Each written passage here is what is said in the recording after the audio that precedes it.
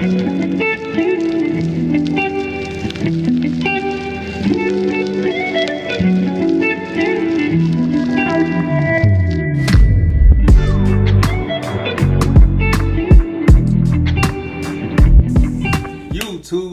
it do, Ski? What is up, y'all? We are back again, and why don't you let the people know what our topic is today?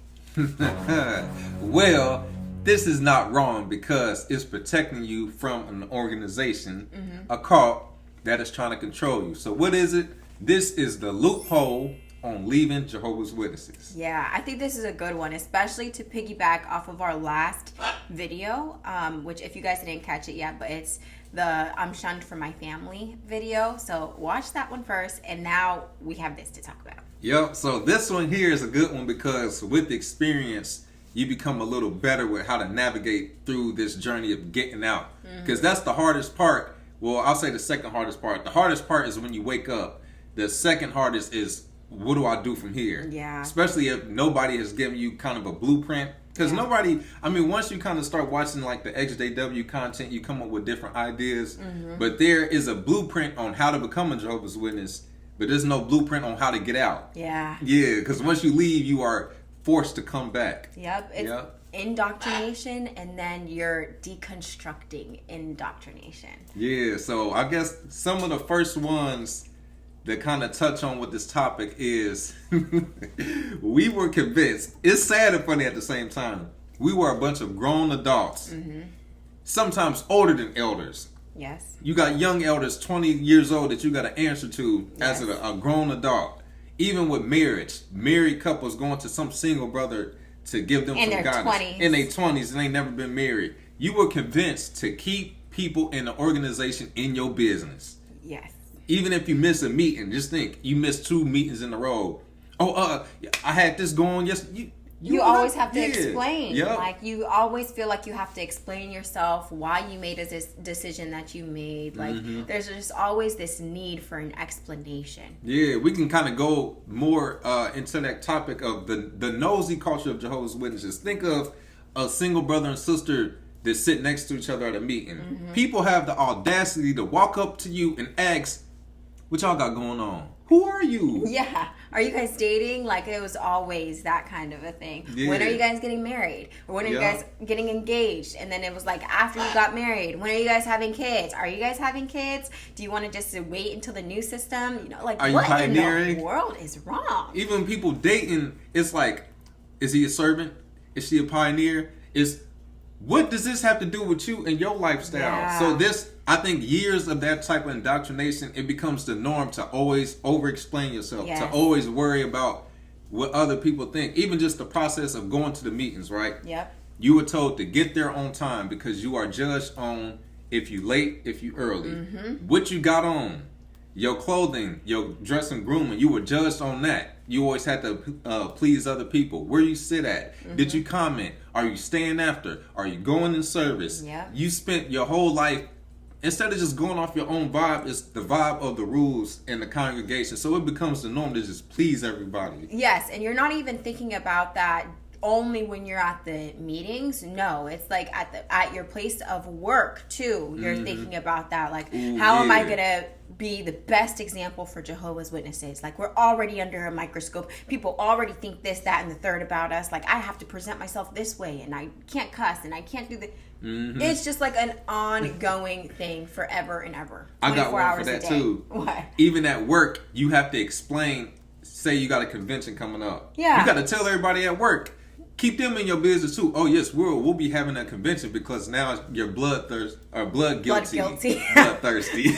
We're not vampires, okay? Well, they drink blood at the memorial, but that's another topic. But yeah, you have to even let everybody else in your business. Hey, I'm a Jehovah's Witness. People like, okay, good for you. Like, I don't care. Like, whoop-de-doo. Yep. Yeah, so that's just the culture of keeping everybody in your business. Yes, and to piggyback off of that, it's the same thing when you're finally wanting to leave being a Jehovah's Witness. It's like an innate reaction to want to put in a letter and explain why it is that you're leaving, to almost in hopes of gaining some kind of what is that word that I'm looking for? Like validation? Yeah. You're almost wanting to gain some kind of validation or to feel justified in why you're leaving. And the truth is, you're not going to receive justification on why you're leaving from a group of people who don't want to give you that already. True. You know what I mean? Let's touch more on that, like the letter, because we come across a lot of people that wake up and they say, I'm about to turn my letter in, or I turn my letter in, which we don't tell anybody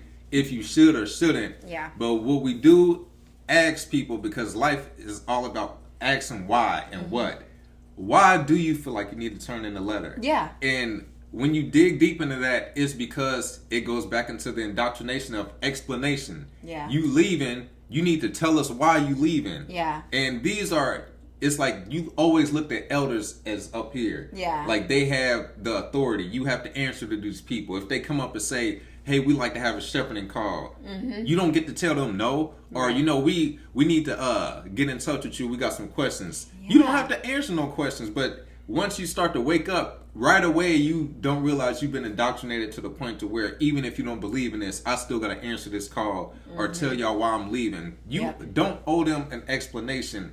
And a lot of the times, a lot of people will write a letter and then throughout the process of deconstructing, they realize, I ain't have to explain myself to them people. Yes, that's so true. And there are some people who have already thought about all of that and they just want to be done with this religion. They don't want they want their cards to be gone. Like, no, I'm not part of this anymore. And if that's you, then, you know, there's no problem with that. And that's why I think questions and finding the root of the reason you want to write your letter is so important. Yes. Now, because there's no time limit on when you have to wake up, how you have to wake up, and which way you're waking up. You know, there's no rush. Yeah, there's no rush. And I think in the organization, everything is about time. You need to have, like with the going in service, you need to have this much time. Everything was time. We're in the last days. You need to be a ministerial servant by this age. You've been studying this long. You need to be baptized by now. You've been dating this long, you need to be engaged by. You know, everything was on this time limit. So I think subconsciously it's like we need to hurry up and explain ourselves. Yeah. So dig to the root of why you want to write the letter. Because I think that sometimes whenever you're leaving this religion, you have different options on what paths to go. True. You know, if you have a family that you still want to keep in contact with that are Jehovah's Witnesses and everything, nobody's saying that you have to come out and tell them and be full-blown apostates, right? Like all over the internet saying why this is the wrong organization. You don't have to do that. You know, you could just... You know, and that is the loophole of leaving Jehovah's Witnesses, the PMOs, physically in, mentally out. So those are the people that physically go to the hall, but they know that this is bogus and it's a cult. Then you have the people who are physically out and mentally out. Like, man, I'm gone. Like you said, there's no time limit on how you have to do this. If you are somebody who doesn't want to be a part of it, but you still want the community and your family, that's fine too. Because once you understand this is a cult, you don't have to follow these rules no more. You don't have to explain to family members why you missed the meeting or why you going to school. You can come up with whatever excuse you want. Oh, I've just been busy. Oh, I got things going on. And you don't have to explain no further than that, because you were always told you have to explain because of Jehovah. Because Jehovah, he gonna punish you if you don't tell the elders. Once you realize, man, ain't no connection between no Jehovah and no elders, man. These just some dudes with basically a job. A job that only applies in this building during this time period. But you don't get, an elder don't get to leave the hall and go tell people at the store what to do or people at his job what to do. He don't have no real authority. That's very true. And there's a lot of people who are PMO who just are less active. Like they don't go to every single meeting. You know what I mean? Maybe they're memorial witnesses now where they just go, or they've just faded out. You know? Definitely. I knew people like that, like in real life. Like I remember one of my old friends, their dad he faded out. It was always just this unspoken thing that we just never talked about it. But he would pop up at the parties, like the Jehovah's Witness parties, and he was still allowed to talk to everybody and everything because there was no sin that he had committed. Exactly. Yeah. And you think of certain people, like, it was an elder that had a wife this whole time. Yeah. A couple people that had wives, and it's like, I didn't know he was married. Yeah, you don't know. His wife just don't come to the hall, or vice versa. So-and-so got a husband that everybody know that don't come to the meeting. Like, yes. And you question, like, dang, was that somebody that woke up? Yes, you wonder. Yeah. We literally had this pioneer sister who pioneered for years, and all of a sudden one day her husband died. And me and my sister were like, what? This whole time I thought she was this single pioneer sister. No, she had a whole husband. Yo, that happens a lot in that organization. But it comes down to you don't owe nobody no explanation. You can just come to the meetings here and there, or we got certain people that go to all the meetings just because, but don't believe in it. It's all about your vibe. Yep. We know people who were disfellowshipped, woke up while they were disfellowshipped, are working to go back in just so that they could be PMO, so that they could talk to their family still and not, not be shunned. That's why we call it the loophole. Yeah, if you're able to like tolerate that, I mean, it's up to you. Yeah, it's all up to you. It's so personal. Yeah, go on your vibe. Are you somebody that's like, I don't care less what they think? Yeah. You may be somebody who may be vocal about it. Right. Or just because you are a certain way today don't mean you have to be that way next month, next week. And you can prepare yourself, as we call, having your affairs in order. Ooh, that's especially, so important. the people who are waking up but still live at home. Mm-hmm. You don't have to tell everybody, hey, I'm leaving, because now you might get kicked out the house. Yeah. You can play the fool. Mm-hmm. You can still, interact with the brothers and sisters, but still have your savings or your school. Now you can go to school. Yeah. You can go to school for certain things and prepare yourself to where you can take care of yourself once you leave. And you don't have to leave and make no announcement. Right. You could just be somebody who, they may look at as spiritually weak. Somebody who just ain't been to the meeting in a while. Whole time you ain't never coming back. Right. Yeah. Oh my gosh. There's people who really are in difficult situations though, who are still living with their parents, and their parents are just extremely controlling, like pushing and pushing and pushing to either get baptized or to do more or whatever the case may be. But you know what your situation is. Right. If you're not able to take care of yourself without your parents yet, then get that in order. Get your finances in order so you can at least survive without them, because they will go to the extremes of like, either you need to get baptized or you're getting kicked out anyway, stuff like that. Yeah, so like you brought out earlier, there's no real time limit on when you have to explain yourself or when you have to leave. Yeah. Do what works for you, most importantly. And that's something you don't learn in Jehovah's Witnesses. Do what works for you instead of do what works for the organization. Yes. Yeah. And the only person who knows all the details about your life and your situation is you. So, yeah. Yeah, this is just breaking that chain of feeling like you got to explain yourself. That's the loophole. So to recap kind of what we talked about, the loophole to leaving Jehovah's Witnesses, you don't have to explain if you don't believe in it or not. You don't have to explain that you are leaving. Yeah. Or if you are ready to leave, you decide when you want to leave. You decide if you want to talk to the elders and why you even feel like you need to talk to them. Yep. Because who are they? Facts. Yep. So hopefully that kind of covered, the loophole getting out.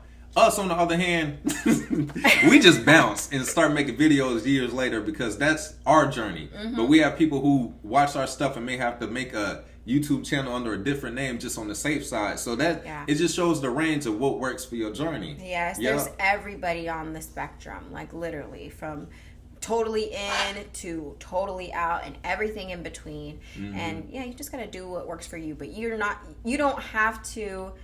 Just because you leave doesn't mean you have to come out and speak on why you left. No. You owe nobody an explanation. No, people didn't even know that we were so-called apostates for years. Yeah. Because we didn't start making videos until a few years later. And that's when people were like, wait a minute, because they had just seen us as somebody that's inactive or something. Yeah. But you know what's crazy? Even during that journey in itself, right there, where people didn't know, we were still shunned. Yeah. So it was like, what difference it made for us? Yeah, like we can care less. We talk to the people who want to fool with us. And that's another driving point. If the people that are meant to be in your life are going to be there. If somebody don't want to talk to you simply off of some he say, she say rules, then hey, you ain't meant for this ride. But I ain't about to slow up on my journey because you want to be brainwashed. Period. That's simple. So Let us know what y'all think about this topic here in the comments. And also hit us on our Instagram at Awaken Truths IG, our TikTok at Awaken Truths LLC. And we have our healing journals. We have the normal edition as well as the Pimo edition. And then just catch us in our next video. Don't forget to like, comment, and subscribe. Peace.